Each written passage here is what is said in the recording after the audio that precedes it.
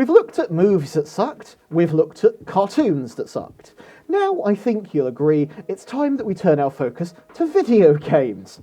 Hello, I'm Shadow Raccoon. And I'm Theodore Rabbit. And today we're going to look at some furry video games that suck.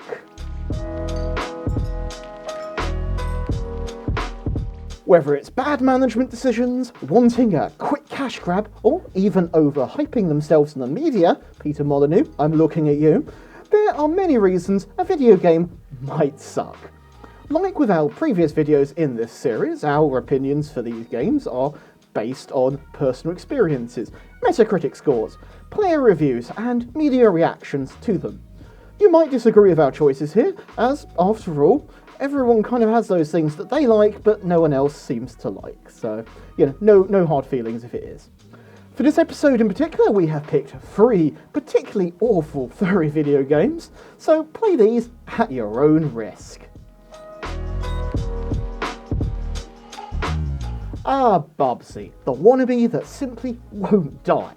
Appearing on everything from the SNES, the PS1 to the Jaguar, and in more recent times even the Switch and the PlayStation 4, chances are you've come across his name at some point, or perhaps even been lured into trying one of his games through the franchise's use of furry trigger words and game titles such as Paws of Fury, and closed encounters of the third kind.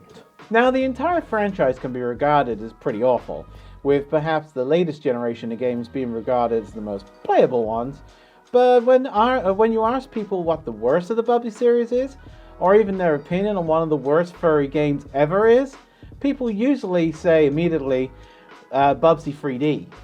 So, a quick backstory on BUBSY. Taking aim at Sega and Nintendo in the 90s, game developer Michael Berlin created an anthropomorphic bobcat character named BUBSY to compete against Sonic and Mario, with dreams of him being bigger than both of them put together. Even back in the beginning, with his design complete with that stupendous grin on his face, and that t-shirt with that totally unnecessary exclamation point on it, why is that even a thing, made you feel like this character would irritate you. Well, he even at one point got his own TV pilot series, sponsored by Taco Bell and featuring the voice talents of big names such as good old Rob Paulsen and Jim Cummings. The series, however, was not picked up, surprise, surprise. A shame in a way, because we could have done using this for one of our furry cartoons that suck shows. I'm always on the lookout for more content. Oh yeah. So in fairness, and to the franchise, the first couple of games in the series actually did get semi-decent reviews from critics. They were okay, apparently. But the people who actually purchased the game and then played it, they tended to find themselves a little more disappointed and were a lot more critical of the game. Yeah, I mean, to try and push the sales and grow awareness of this character, quite a lot of money was thrown into marketing the game and trying to build up the character.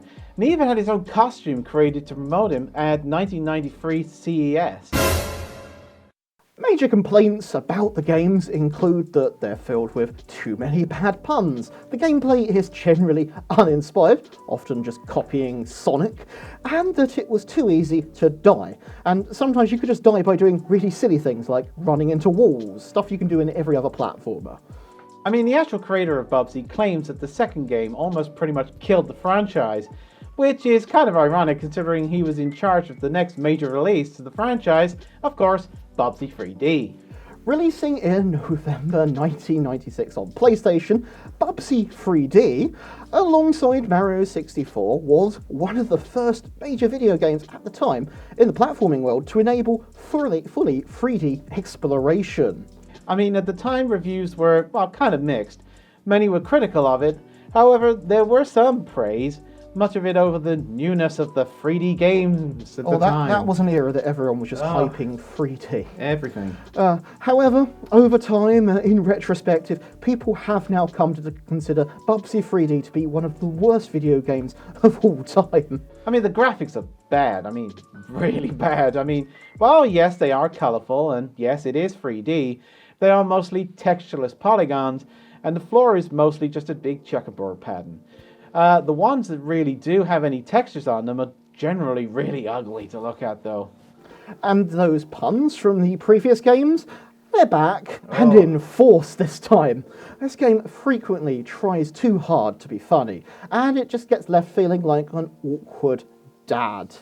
The levels, they're all named after cat puns, and they're often irrelevantly named, just for the sake of the pun. And there's just so many foreful jokes. It gets to a point where there's just too many of them. Don't get me wrong, I like a good foreful joke, but when a game becomes too self-aware, it just ends up being really derogatory to it. In a nutshell, this game is just a mess. I mean, and in no way, anyway, kind of fun. I mean, it feels unfinished, and I think the only really good thing the game really has for it, if there is any shred of good in it, that is the death scene, which has become a bit of a meme in itself. With its bad, everything really, BUBSY 3D is a furry game that sucks. Oh yeah. Regular viewers of this channel will likely know my opinion on bears. Yay bears! Yay bears! Yay bears! Yay bears! Sadly, Naughty Bear is in no way yay bears. Oh no. Releasing in 2010 on Xbox 360, PlayStation, and iOS, weirdly enough, Naughty Bear is an action-adventure game which sees you play as a bear who wants to get his revenge on his elitist teddy bear neighbors who failed to invite him to one of their birthday parties. Petty. Still, now that alone doesn't actually sound too bad. In fact, it's kind of original and different. Yeah, that's right. Throw in the fact that the game also has like this unseen narrator who kind of gives you this children's TV parody sort of feel. You've been asking yourself, well, why is this on a list of furry video games that suck? Well, the game's first problem, it gets old. I mean, like, really fast. The gameplay is often repetitive and feels very samey as you progress through the game. For example, two of the main mission types, kill them all and don't be seen, can be used over and over and over until you just can't take it anymore. However, I honestly doubt that you'll play the game enough to kind of find the gameplay repetitive. Personally, I was put off after about 15 minutes of this horrific game, just by the camera, which just wants to keep auto-centering and just drives you into a furious rage as it moves around all the time. Oh my god. Then there's the controls. They just feel completely unfinished. They're terrible. Oh. Thankfully, it wasn't just me who felt that, and the reviews of the game often pointed this out as well.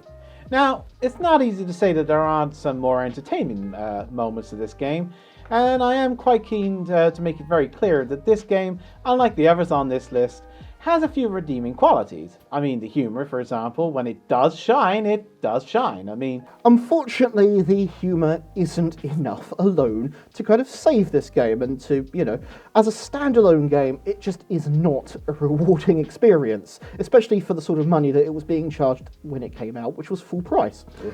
I should note that maybe that is the reason that the iOS version has slightly better reviews, because on the whole, it works better as a sort of short-play mobile game versus a full-scale release. I mean, put best, maybe by the review side, The Escapist, this game is something maybe you should play once or twice for a quick laugh, but it's not something you'd really want to spend good money on. And, with its dull gameplay, missed opportunities, and, for the worst crime of all, which is stopping me from saying yay bears, I am happy to declare Naughty Bear a furry video game that sucks. Garfield kart racers. I mean, what is it about kart racers that always have you feeling like shovelware? It does feel like almost every popular franchise has had some sort of kart racer made out of it, be it SpongeBob, Looney Tunes, and even Shrek. Oh, God. Often, kart racers are seen as, and indeed are, cheap money grabs with low amount of efforts put into the actual game. But Garfield Kart Racer? Oh boy, this is at least for me anyway, has to be one of the worst kart racer games I have ever played. I mean, don't ask questions as to why I've ever really played this, but wow, this has to be one of the worst things I've ever put into my 3DS.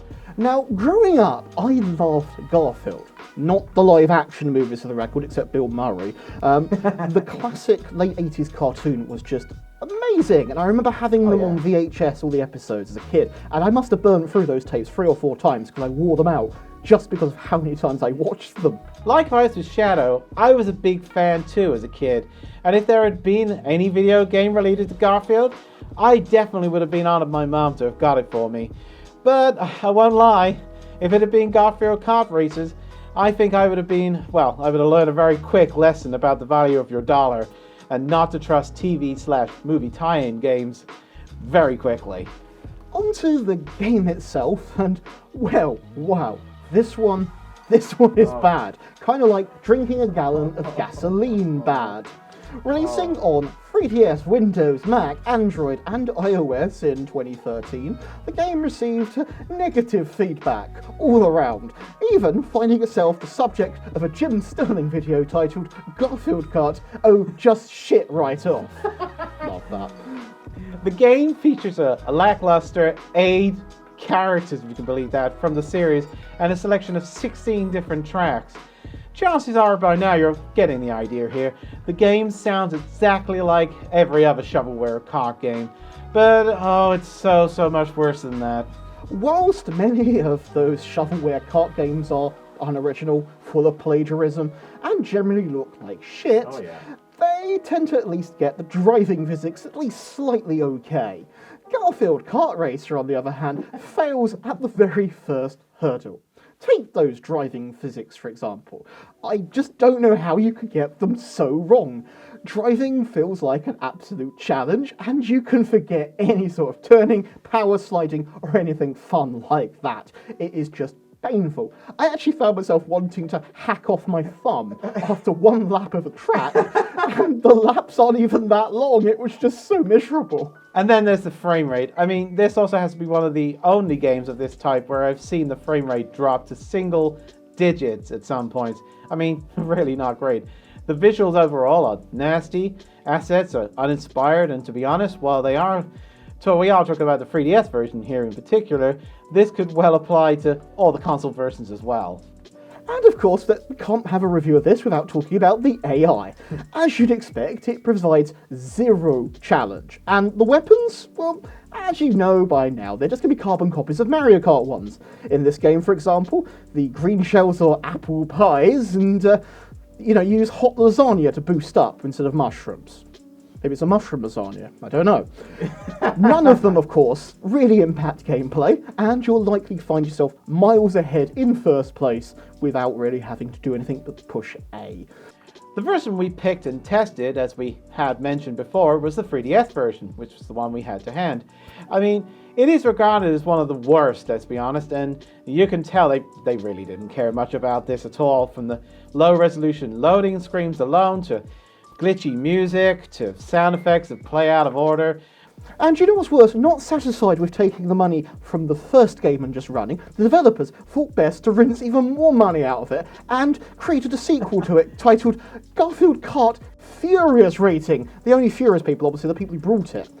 The game was barely given a new look of paint to make it look even remotely better, and then was just chucked out on Switch, PS4 and Xbox One in all its terrible glory. Horrible cash grab. I mean, this move, I guess paid off as people kind of bought it, but however, the reviews were even more critical of it, calling it a lazy shovelware, which it was.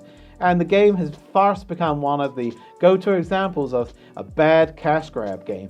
And regarded as potentially worse than the original, the re-release saw itself being listed as one of the worst video games of 2019 by Nintendo Life. So yeah, this actually might be the worst game on this video. And this video contains BUBSY. So let that sink in for a moment. I mean, it was poor grasp of what a racing game really should be, and its destruction of a beloved childhood franchise. Garfield Kart Racer is a furry game that really sucks. Oh, that is the worst. Oh, it's one of the worst games I think I've ever played. So there we are. Those are some furry video games that really suck. Have you played any of them? What furry video games do you have that you really don't like? Let us know in the comments below. If you enjoyed this video, please click that like button, subscribe to the channel if you haven't already, or consider supporting us on Patreon, the link in the description below. I'm Shadow Raccoon. And I'm Theodore Rabbit. And we'll see you next time. Bye, everyone. Bye.